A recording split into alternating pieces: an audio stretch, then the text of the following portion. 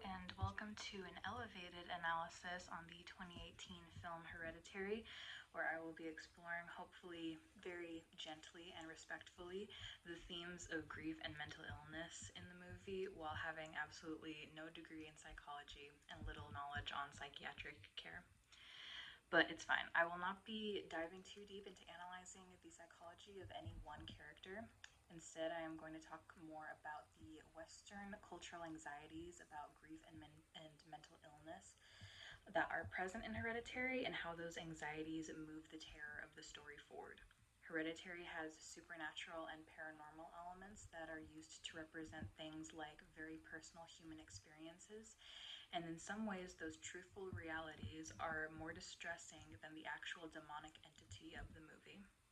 I will be thinking about the question of what can horror teach us about real life problems, as it is a question that is intimately tied to this period of coining new names to try and rewrite the horror genre. And there are a lot of names that come with trying to subvert and bend and hybridify horror. Later on, we will look at what Hereditary does specifically as an elevated horror movie, and whether or not those things are even new to the genre. Whether or not this metal of elevated is something that is at all different from traditional horror. My thesis is Hereditary 2018, as part of the elevated horror wave, uses supernatural elements within real-world problems to terrify audiences with realities about mental health and grief. Let's get into it. So there are actually a couple of cultural anxieties that are present in Hereditary. One is the idea that we can inherit things that we do not want from our parents. Literally, it is a demonic presence in the film, but also subtextually, this will be mental instability or mental illness in Hereditary. And another one is the idea that incredible trauma is something that has the potential to break a person or change them for the worse. In Hereditary, this trauma is largely grief, specifically, as grief can be a form of trauma. However, it can also be other things that shake a person, other traumatic experiences besides the loss of a loved one. Both of these topics are cultural anxieties in the way that grief is often seen as this incredibly personal and vulnerable matter, and while it is still respected as something most people will have to go through at some point in their lives, it is still socially off-putting as we don't really want to see people openly grieve. That is where the social taboo comes in, and why grief is this thing viewed as strictly a private matter. Similarly, mental illness and mental instability are topics that the general public veer away from talking about as somewhat of a taboo topic, though that has started to change in recent years. And specifically with this one, the fear is that people are limited in what they are able to accomplish, or diminished, or feel destined to turn out like their parents if they have inherited any kind of mental illness from their parents. Mental illness is treated as something we have a hard time talking about, and honestly, the horror genre is famously the biggest offender when it comes to they are unsuccessful in bringing about respectful portrayals of mental illness that are rooted in reality. For a long time, we will only see mentally ill characters painted as either psychotic and violent killers, or as dormant husks incapable of human emotion. That is about all the representation afforded in the horror genre until at least the 2000s. We will also talk about how Hereditary's writing of mental illness is indicative of a shift to attempting to take on more serious topics in horror. But first, for the supernatural elements in Hereditary, we understand that within the story world, the demon Paimon and the act of possession is a hereditary curse passed down from Ellen to her daughter and grandchildren, and it serves as a constant, subtle reminder of their doomed fate. That is the paranormal understanding of the thing that is hereditary in Hereditary. So what could that paranormal storyline possibly have to say about the real world? Well, if we view this doomed fate in literal terms, the film already gives us a lot of subtext to read on what characters fear their fate might be. There's almost this constant worry and anxiety that paints Steve's face from scene to scene when he is with Annie. And we can very clearly read into what he feels about how she is behaving. His fear is that Annie may have inherited her mother's mental instability or that the intense grief she has experienced has aggravated it. Sarah Baker notes that one of the central tensions within the film is whether the mental illness of members in the family is passed down and or was it the participation in the occult that has haunted the family for generations. Steve is probably thinking that Annie has only worsened with the death of her mother and Charlie, and that this has become her breaking point. Once the film opens up to that being a possibility, it in some ways moves away from its supernatural elements being the biggest source of anxiety, and for every other character besides Annie, the thing to be feared is not the demonic entity, but is actually Annie herself. So in some ways, Hereditary is still holding on to this traditional application of mental illness in horror, the one that says that mental illness is this thing to be feared. It is a constant pressing anxiety that we inherit our parents' mental illness. And in Steve's case, he is married to someone that he fears is destined to turn out like her mother. And we, the audience, get to see every thought play out on his forehead in scenes like when he is dealing with Annie as she is detailing her miniature scene of the accident, or when she comes down from the attic and he thinks she has something to do with the body in there. This madness that Annie develops over the course of the film becomes intimately tied to her grief. It is something that is unique to her. While Steve and Peter are trying to move on and cope in their own ways, Annie seems to be devolving into her own emotions and easily becomes part of an archetype that seems to be specific to older women in the horror genre. This concept of gendered madness is prevalent in Hereditary, and it coincides with gendered grief. Of course, Annie is not the only character in the film who grieves, but she is the only one who is overt in her grief and not suffering in silence. This brings me to the scene where Steve walks into Annie's workshop to see her latest project, as she calls it, a neutral view of the accident that killed Charlie. Now, this scene is played up and I'm sure to some degree meant to be exaggerated in its morbidness. Painful to admit, it might be unintentionally comedic to an extent.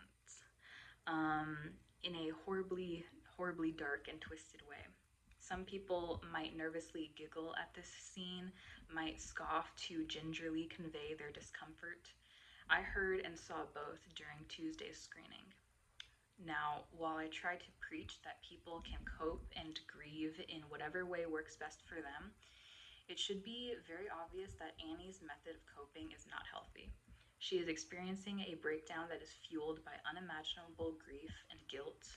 To throw in the possibility of her having inherited her mother's mental disorder, DID, it's not good. So Annie is isolating herself in a room where she is kind of disassociating and hunched over her work in a manner that we could question if her painstakingly detailing these miniatures is reminiscent of a complex where she wants so badly to have control over this scene, to maybe in her own mind be able to have prevented this tragedy. It's very apparent that Annie is a neurotic character who doesn't mind being overtly morbid. She's cynical, and maybe that is purely fueled by her grief, as we, the audience, have only ever seen her through this lens of experiencing her grief.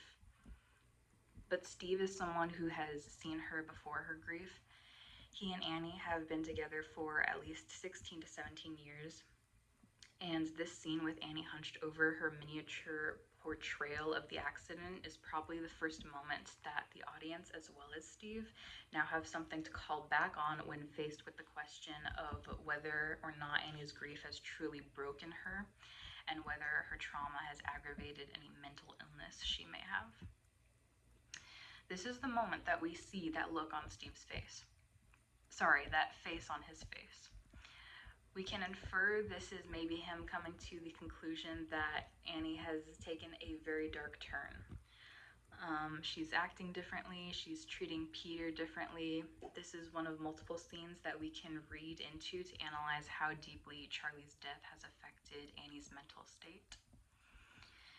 Annie also meets Joan at this point, and Annie is in an extremely vulnerable position to finding any ways to cope. So Joan comes in, and before she even comes to introduce Annie to the more paranormal elements of the film, through her involving Annie in a seance, first Joan establishes herself as someone with something in common with Annie, someone who she can trust and rely on as they are both grieving. Only then, when she has her claws in Annie, does she enact her real plan to involve the surviving members of the Graham family more deeply with the occult. Though, through Joan, Annie becomes more spiritually inclined in the movie, going as far as to call herself a medium and try to justify her family as to her family as this is something that she can do. Her spirituality becomes intimately tied to her madness and introduces another turning point where now her family has a new facet of viewing her as mentally disordered. It's already been established that Steve was worried about her before she resorts to performing a seance within their home. But now we have both Steve and Peter reacting to how her taking on this new thing of trying to commune with the dead further asserts that she is breaking down and literally grasping at straws to try and rewrite reality. Very similar to what she does in her work with her miniatures, she attempts to be in control over everything, and now she tries to be in control over Charlie's passing. Let's talk for a second about Steve and Peter, because Annie is over here in such mental and emotional turmoil, and Toni Collette was like, I don't do anything halfway. And she's acting her butt off, and we see every little bit of Annie's anguish. So how are the other members of the family grieving? Well, we don't see Peter grieve. We don't see Steve grieve. I'm sure he is. I'm sure it's happening somewhere off screen. But yeah, he doesn't cry. Okay, the only time he does cry is in the car while driving Peter home, because that is when all of the buildup, all of the events make him reach a breaking point. But I'm talking specifically right after Charlie's death, when we see Annie break down the hardest she has in the whole movie. We do not see that for Steve. Again, this grief, it do be gendered, right? Men are expected to have a type of reserved masculinity, to be stoic in their grief and kind of suffer in silence. And that goes double for Steve, because for one, he is the head of the household and has a lot of pressure on him. He is not allowed the same openness and vulnerability as Annie.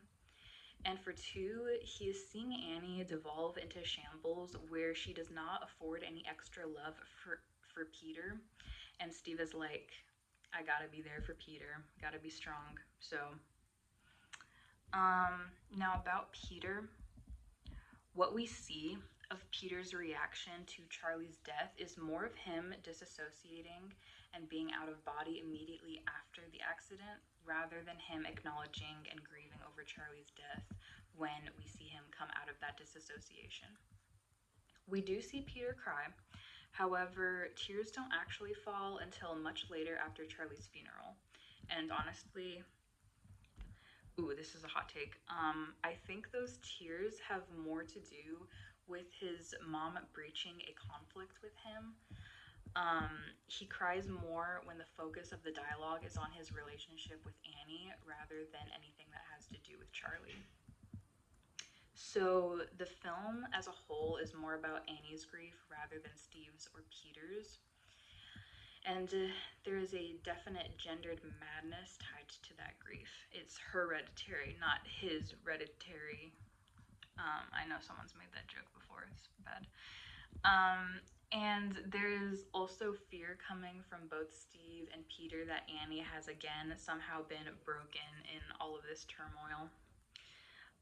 And that she will never be the person she once was, or that she will be incapable of being a mother to Peter, incapable of being a comfort to Steve.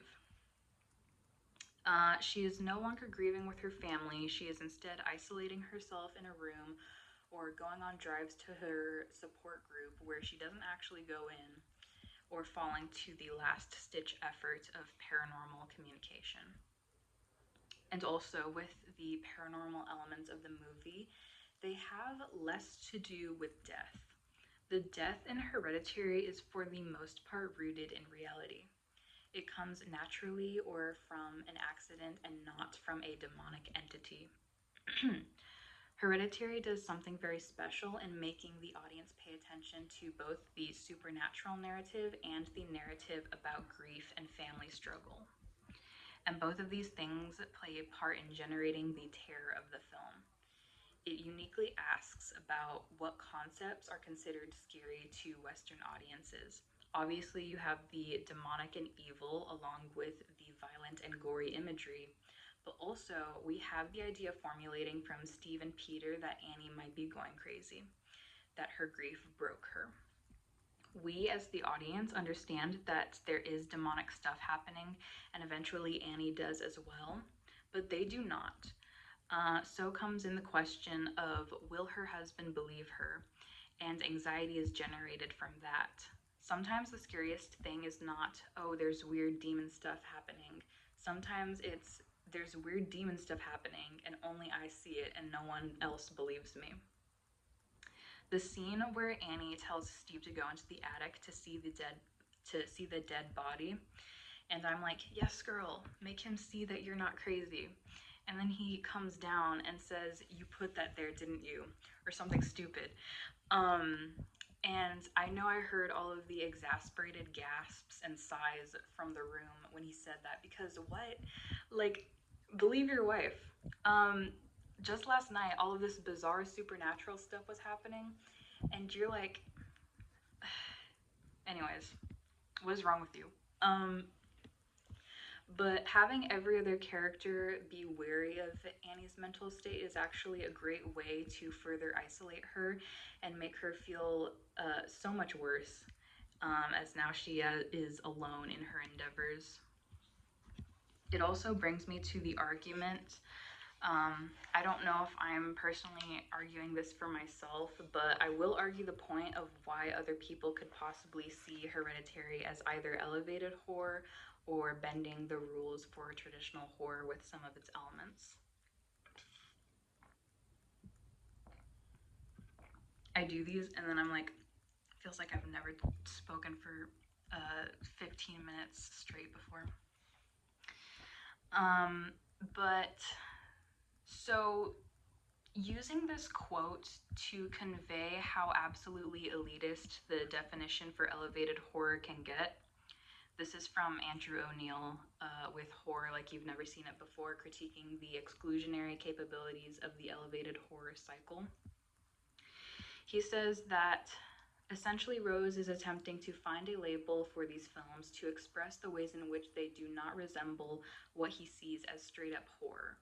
In other words, Rose is seemingly attempting to position these films as artfully superior or having or elevated in the context of the genre, breaking past the rigid framework that he states is due time to be broken. According to Rose, straight-up horror conventions include jump scares, sequences of gore, haunted houses, monsters, killers, and zombies. Post-horror artfully breaks those rules of horror. Okay, well, Hereditary has jump scares and gore, and you could argue that the demon is a monster, so let's throw those conventions out the window. I also see with several attempts to define elevated horror it comes off more as up to audience reception, right? Were they received to be artsy or refined or serious by audiences? And it's always from an audience who are self-proclaimed want nothing to do with the horror genre, so the game was rigged from the beginning. What I'm gonna do is ignore the conventions of traditional horror that they try to set, and instead try to pinpoint what a horror movie could do thematically that would make it elevated. And not just saying, oh, it's afforded a higher level of seriousness. So for me, talking about themes and not conventions, this is my own theory of elevated horror that I'm sure it'd be very easy to poke holes in it. But here we go. If the worst thing that can happen in your movie is that a character dies, that is more reminiscent of traditional horror. And if the worst thing that can happen extends beyond a character's death, that could maybe be considered elevated horror. Let me explain. So, for example, in Hereditary, Charlie's death happens in the very first act, which is important because it leaves so much room for the tragedy and terror and anxiety to fully build and be explored after the fact. And I get that that's the whole point of Hereditary, and honestly this theory might be half baked with a heavy emphasis on Hereditary's story elements, but Charlie's death is very morbid and grotesque, and still is not the worst thing to happen in the film. And the death of any character is not the worst thing to happen in Hereditary. No, it's actually the events that follow death that make for the biggest measures of evil. And that includes the dissolving of the family unit, the ruining of relationships, and topics around grief and mental illness. Your worry and terror extends beyond death. Bad things don't just stop at when someone dies, and actually you come to understand that there is far worse in store for the living. Again, we have horror speaking to us through the real human experience. As anyone who has lost a loved one can tell you, there is suffering and loneliness and grieving that comes with death, but ultimately life goes on for the living. In Hereditary, the audience is confronted with the question of how does death affect the living world and how do people deal with loss? What can horror teach us about real life problems? So if we think about what elevates a horror film, this could potentially be a good mark of having the human experience be at the center of the film's narrative. And even then, I'm not into calling that elevated horror because it implies that a horror movie without any refashioning couldn't pull this off. And that's just not true. Just look at acclaimed horror over the years. Jaws, Alien, Stephen King's It, Silence of the Lambs, one of my absolute faves, The Thing, and many more. These films are chock full of the human experience, and they have more to say to audiences than just jump scares and gore. But they do it with jump scares and gore, which is way cooler. And if we're looking at what films are afforded the title of seriousness, or serious enough to be prestigious, you will find that horror throughout the years is completely capable of having serious narratives. Like, what? They can and they do. It's bizarre to say that they don't. So this new movement of people marking the things they actually do like as anything outside of just the horror genre, it's very elitist. That's a great word for it. Okay, to read off my thesis again. Hereditary 2018, as part of the elevated horror wave, uses supernatural elements within real-world problems to terrify audiences with realities about mental health and grief. Regardless of whatever nomenclature we assign to it, the film does acknowledge uniquely human experiences in a way that makes audiences uncomfortable, which is the goal. That's not a criticism. It's great if you can make your audience feel anything at all. And it does do something unique in horror in how it takes on topics of mental health and grief.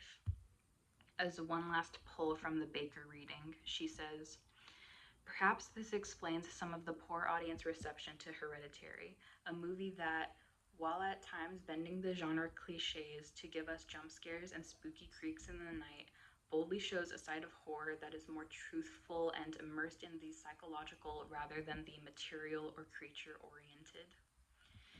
Though Hereditary has its fair share of problems, it's also part of this larger abstract of works in modern horror, and specifically in the A24 lineup, that are reassessing what it is that terrifies us. And it has definitely become part of a larger body of analysis on how horror itself is speaking to both its longtime fans, harsh critics, and newcomers to the genre. And that's pretty cool. Okay, that's it. Get out of here. Jeez.